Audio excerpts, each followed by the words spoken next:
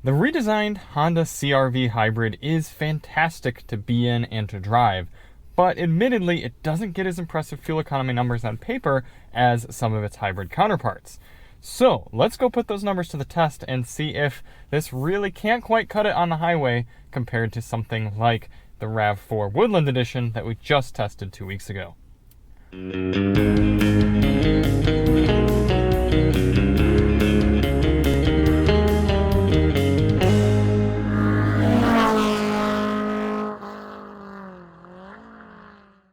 Hey everybody, it's Charlie from Daily Motor, and today we've got the real-world highway fuel economy test on the 2023 Honda CR-V Sport Touring. In today's test, we're going to head out and do 50 miles out and 50 miles back, averaging 70 miles per hour to get a realistic fuel economy number for this hybrid compact crossover. Before we get started, let's hop out and take a look at it. I have been looking forward to doing this test for quite some time now because I actually haven't gotten to drive one of these here for a proper full week loan. I got to go to the first drive event and I was really impressed with the car on that event. There's a lot to like about it. It's well sized, it drives great, it's so quiet, and I think the price is still decently reasonable for everything you're getting. I know it is missing a few key features, but I still think it's definitely one of my favorite in this segment. So if you do want to see more on the CR-V, check the link in the description. We've got a whole lot of videos coming your way. So why do we do this test? Well, the EPA's highway fuel economy test, which gives this CR-V only 34 miles per gallon, that test only averages 48 miles per hour. We know there are plenty of people who take their vehicles on the highway regularly and would like to know what sort of numbers you can realistically expect here in the real world. So in order to test that, we're going to head over to the gas station here, fill up, go out and do 100 miles on the highway, come back, fill up at the same pump using the same 3-click fueling method, and get a result. A few things to note for today. Outside temperature is 79 degrees Fahrenheit, but we expect that will drop throughout the test. Tire pressures have been set to their door placard 33 psi cold, and we're going to run the climate control at 73 degrees auto. Still trying out some new gas stations and new routes here for our new California shooting location. Open this Shell station, and this 8:16 p.m. shooting time ends up giving us a nice smooth test. So let's hop out and fill it up. 2.933 gallons going in for our first fill. Before we actually start the engine, we're going to reset our GPS and our vehicle's trip computer. Very easy to do. And we are ready to roll. Let's press auto there. And we're off. A few different drive modes here in the CR-V Hybrid. You've got normal, Econ, Sport, and Snow. We're going to do this test in Econ.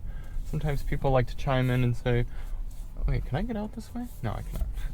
Like to chime in and say, oh, Econ is not going to be as efficient as normal. Well, then that's on the manufacturer for making it misleading.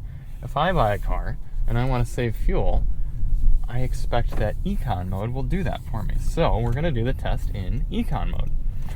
There's also two different shifter modes here, D and B. B gives you maximum regen at all times. I actually like driving this car around in B mode, but you can't set the cruise control when you're in B mode, so we're going to be in D for this test. Now the goal of this test isn't to hypermile. We're not trying to get the best possible fuel economy for this car, but rather a realistic figure. So in order to do that, we're going to get up to highway speed here at a reasonable pace and set our cruise control at a GPS indicated 72 miles per hour. And that should allow us to average 70 over the whole test. Now, it's a little bit less often than I'm actually able to utilize the cruise control around these sections, but what I'll be doing is just trying to keep it not quite drafting behind anyone too closely and keep it up around 70 as an average, about 72 when we can.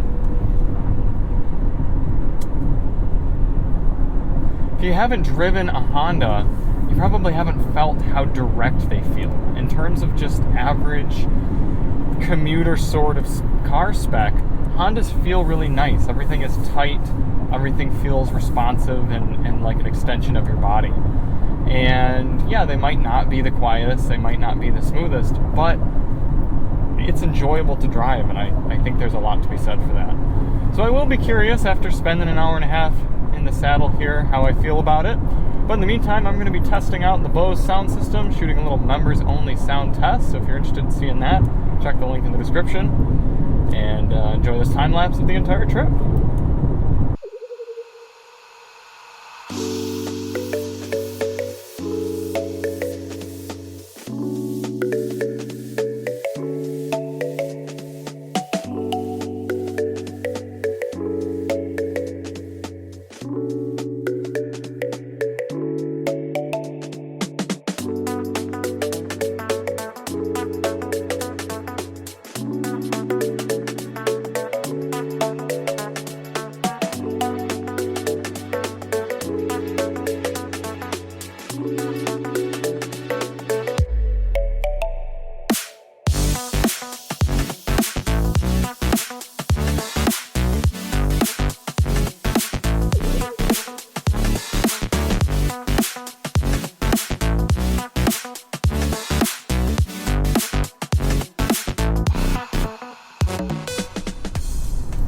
Coming into the end of the highway fuel economy and range test here in the 2023 Honda CR-V Sport Touring Hybrid, somewhere in there as well.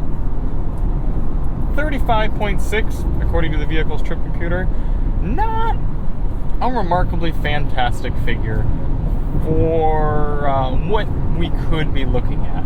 We've seen gas-only cars in this class get close to that figure, but I suppose we shouldn't be too surprised. I mean, a hybrid powertrain is not really going to provide you too much help when you're steady state cruising on the highway here.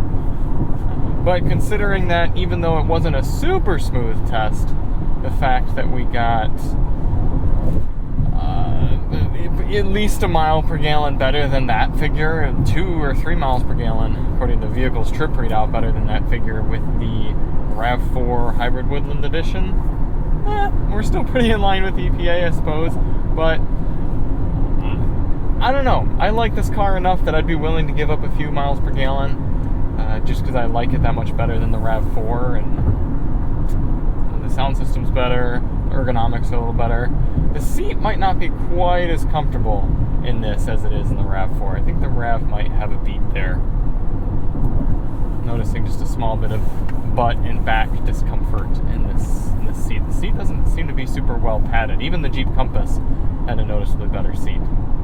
But we did overall have a pretty clean run. Average speed 69 miles per hour. I think we're really close to 70. I feel like it was going to click over there any minute, but we're sitting in the right lane now to take our exit here. And we should be right about 100 miles on the dot when it comes down to actually calculating our figure here.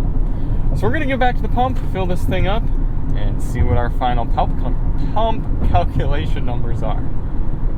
Oh my gosh, it looks like it's going to be exactly 100 miles when we pull up to the pump. We are at 99.8, about, yep, 99.9. Oh, that's awesome. This light's gonna turn. We're gonna make this turn onto the street. It's gonna turn 100 and then come right up to the pump. If it clicks over to 100.1, I'm gonna be so disappointed. It's gonna be so close. I gotta loop around.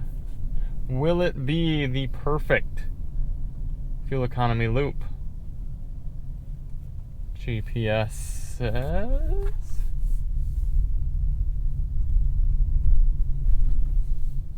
I think GPS says yes. Oh my goodness, it's 100 miles. Perfect. Let's fill this baby up. 2.879 gallons going in for our final fill. 100 divided by 2.879 is giving us 35 MPG. I think that is 1 mile per gallon below the car's readout. Let's see. Yep, the car says 36 on the dot. Pump says 35. Really just a little bit below 35. So we're going to go with that. 35 MPG here for the CR-V Hybrid Touring at 70 miles per hour. I mean, take with that what you will. I will point out that that is only 2 miles per gallon below the Accord Sport Touring that Chris Brower tested earlier this year. So really, it's a better mark for the CR-V than it is for the Accord. I would say our conditions are probably a little bit better than his, but still, something to think about. 35 miles per gallon times the 14-gallon fuel tanks, giving you an effective highway cruising range of 490 miles here at highway speeds in the CR-V. Such nice, clean numbers here tonight. So thank you all so much for watching. If you do want to see more on the CR-V, check the link in the description. We're going to try to get a gas version of this car in. What I'd really like to do is get a non-touring version of the hybrid here, just a sport. I don't know if that comes with smaller wheels or not. I have to check. But either way, we'll see you on the next one. I'm Charlie from Daily Motor, and as always, drive on.